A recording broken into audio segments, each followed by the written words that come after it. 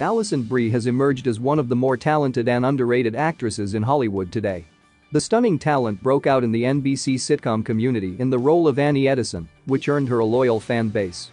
Since then, she has been dabbling in more television and is even slaying on the big screen. Not only are we drooling over her elegant and mesmerizing look, but she's also a gifted actress. She has 2 Golden Globe nominations for her role as Ruth on Glow. There's so much more to know about this versatile and incredible woman, so here are 10 things you probably didn't know about Alison Brie.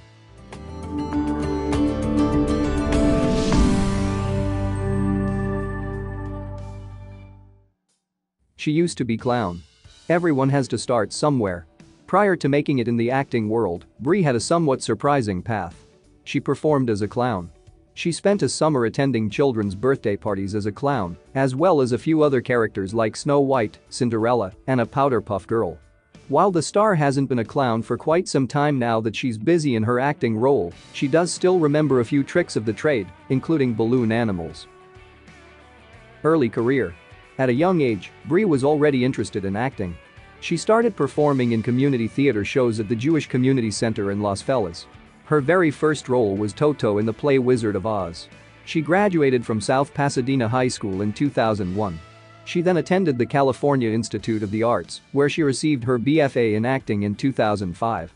She also studied at the Royal Scottish Academy of Music and Drama in Glasgow, Scotland. After her graduation, she worked in all forms of media including film, television and theater. Her first TV appearance was a minor character Nina, a novice hairdresser in Miley Cyrus' show Hannah Montana.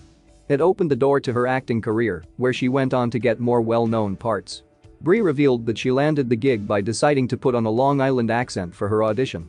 Her accent was later cut from the show, but Brie said that it made such an impression that she overheard other young women who were auditioning for the part being directed to do a bit of a Long Island or New York accent. Her big break. Her start in show business was slow, landing small roles in movies and on TV for the first couple of years. However, in 2007 and 2009, she managed to land 2 amazing roles for which she has become known. In 2007, she was selected to play Pete Campbell's wife on Mad Men. While not a huge role, it was one of the biggest shows on TV for a number of years, and it certainly got her name and good looks out in the showbiz world. In 2009, she scored one of the main roles on Community, playing Annie Edison, an erotic and slightly socially awkward but absurdly hot college student who gets involved with the study group around which the show revolved. With both of those shows having ended, she's stayed busy and has had several great roles since those 2 shows ended in 2015. She had 4 auditions for Glow. Some actors have so much talent that there is no question that they can take on a role, but there are times when their audition process wasn't all that smooth, or they weren't even the first choice to portray a character. As it turns out, there was a big possibility that Brie wasn't going to get the role of Ruth in Glow. She auditioned 4 times. According to IndieWire, the casting director Jen Houston and the show's creator Liz Flahav were looking for an actress who wasn't famous or known. Both Brie and Betty Gilpin auditioned twice as a pair and then twice on their own. Brie said, "I cried in my car after every audition. I would sit in my car like Ruth and sob. And we were both listening to the same ultimate 80s mix while auditioning, so Flock of Seagulls was playing." She peed all over her fancy Mad Men dress.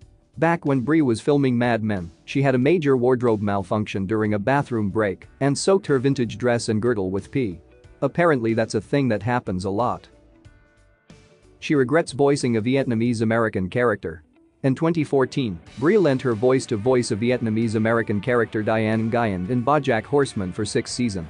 But she regrets her decision due to the conversation regarding appropriate representation. As a white actress, she recognizes the fact that when it comes to characters of color, they should always be voiced by people of color. Brie also acknowledged the fact that the show missed a great opportunity to represent the Vietnamese American community accurately and respectively. Her first writing credit. Now that Brie has proven herself several times as a performer, the film/TV actress is starting to branch out into other filmmaking professions. Brie produced and co-wrote the Netflix psychological drama, Horse Girl, with director Jeff Bina.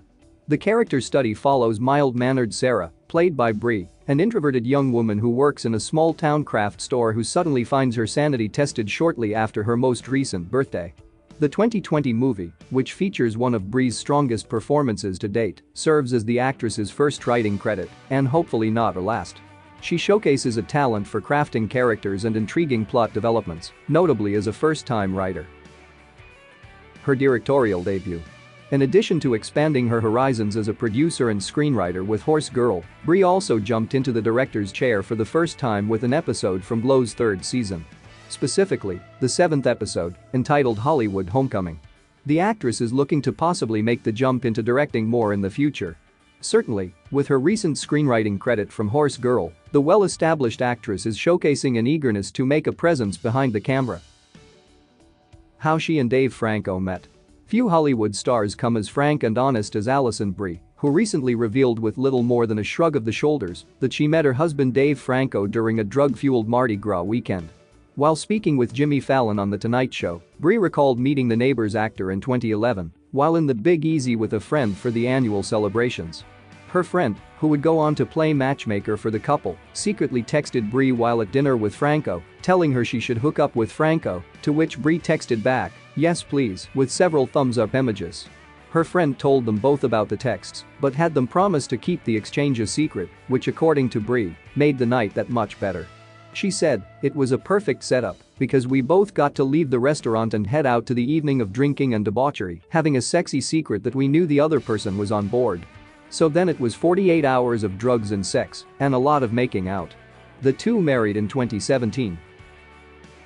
She's a cat person.